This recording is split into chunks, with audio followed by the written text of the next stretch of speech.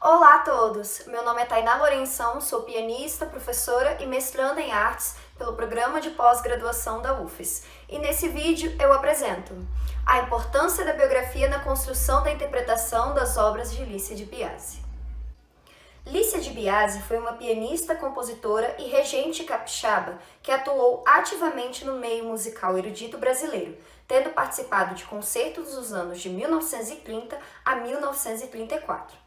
De acordo com o catálogo de obras, Lícia produziu 426 composições ao decorrer de sua vida.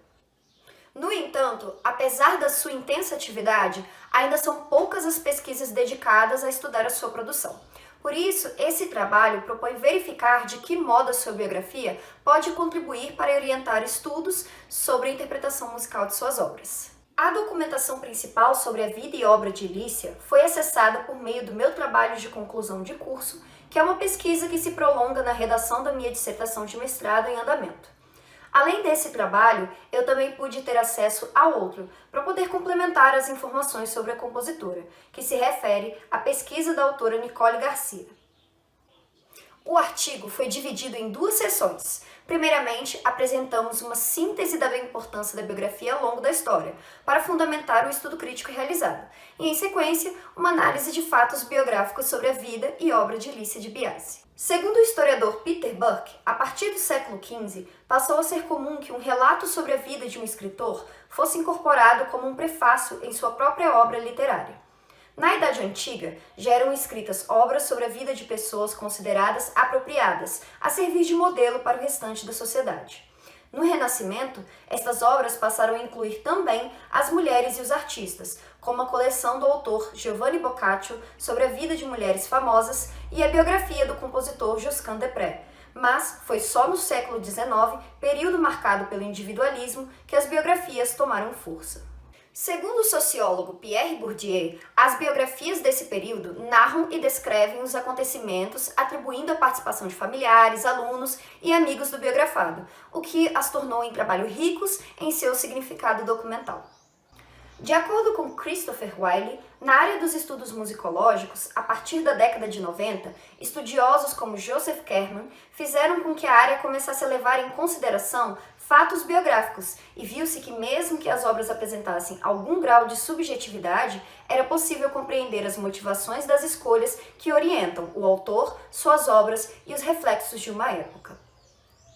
Agora, seguindo para a análise de fatos biográficos da vida e da obra de Lícia, utilizamos como marcos principais o seu primeiro contato com a música na infância, a mudança para o Rio de Janeiro, a influência de seus professores Giovanni Gianetti e Magdalena Taliaferro e a sua atuação como professora.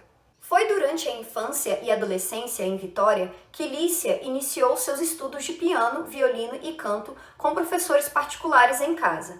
Aprender esses instrumentos em casa é o primeiro indício de que Lícia havia entrado no âmbito da música de concerto, pois, segundo Jaci Tofano, a apropriação doméstica desses instrumentos legitimam a erudição, ou um código de conduta que existia na época, que era, em sua maioria, praticada pelas mulheres das famílias de classe alta.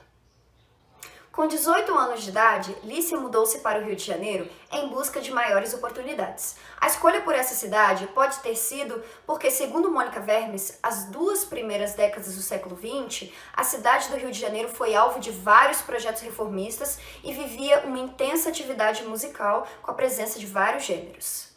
No Rio de Janeiro, ela estudou com o maestro Gianetti, e isso é mais uma indicação de que Lícia buscou aprofundar-se na música de tradição europeia, pois Gianetti era um músico que nasceu e estudou em Nápoles, na Itália, tendo escrito um grande número de óperas durante sua carreira. Além disso, por sua origem e cultura ligada à religião católica, Lícia, que também seguia o catolicismo rigorosamente, encontrou um mentor do qual também compartilhava de seus ideais. Mas não foi somente a mudança para o Rio que se tornou um fator determinante na construção da carreira musical de Lícia, como também o fato de que ela começou a estudar composição em um momento no qual o Brasil todo passava por uma grande quantidade de eventos no sentido de fortalecer o pensamento nacionalista. De acordo com José Maurício Brandão, esse movimento cultural repercutiu fortemente sobre a cena artística e a sociedade brasileira, e podemos ver que reflete nas obras de Lícia no início de sua carreira. Questões ligadas à chegada do europeu nas terras brasileiras, por exemplo, foi tema valorizado pelo nacionalismo e foi abordado no poema sinfônico Canaã de Lícia. Anos depois de sua mudança para o Rio de Janeiro, Lícia procurou se aperfeiçoar no piano e fez aulas com a renomada pianista Magdalena Tagliaferro. Segundo Ednardo Monte, em 1939, quando Magdalena voltou ao Brasil, ela foi convidada pelo MEC para dar aulas públicas de interpretação pianística. Nessas aulas, ela trouxe as técnicas interpretativas e o impressionismo francês. Isso supõe que Lícia pode ter tido um primeiro contato com Magdalena nesse curso e, por consequência, com o movimento impressionista, que transparece em algumas de suas obras. Lícia também deu aulas de piano para suas filhas e netos e desempenhou o cargo de orientadora musical em um antigo jardim de infância do bairro Botafogo.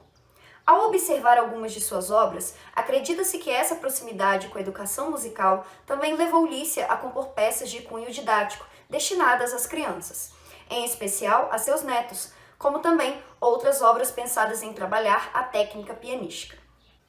Por fim, através desse breve conjunto de dados biográficos, foi delineada uma perspectiva de motivações e escolhas que orientaram Lícia de Biasi na construção de sua carreira como compositora. Mas para descobrir isso, foi imprescindível somar outras fontes e autores para compreender um pouco sobre os caminhos que a música erudita brasileira percorreu na época da qual ela viveu. Com essas preocupações explicativas e analíticas, nós concluímos que os aspectos técnicos e estéticos da música erudita a respeito dos movimentos da música sacra, nacionalismo e impressionismo foram incorporados à produção de Lícia, o que apresenta um panorama preliminar para que pesquisas posteriores mais aprofundadas sobre as obras sejam feitas. O meu muito obrigada a todos vocês que assistiram o vídeo até aqui e um bom seminário Poéticas da Criação.